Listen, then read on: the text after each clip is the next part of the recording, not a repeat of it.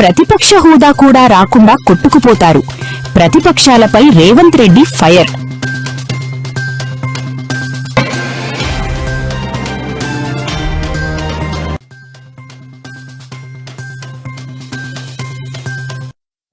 అవినీతి నిరూపిస్తే రాజీనామాకు సిద్ధం. హరీష్ రావుకు మంత్రులు పొన్నం, అడ్లూరి లక్ష్మణ్ సవాల్.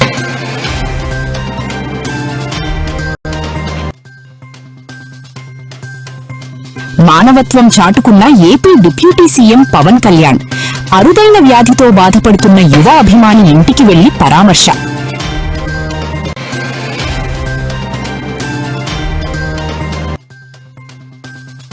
డీఎస్సీపై అనుమానాలుంటే చర్చకు రండి. జగన్ ప్యాలెస్ దగ్గరే నిలబడి సవాల్ విసిరిన మంత్రి Nara Lokesh.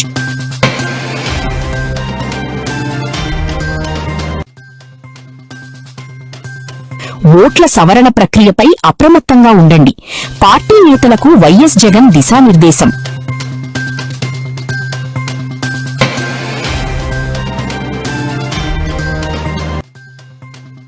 Vijayawada rowdy sheeter Saikrishna missing కేసులో కలకలం. నా కొడుకును లాకప్లోనే చంపేశారంటూ తల్లి ఆవేదన.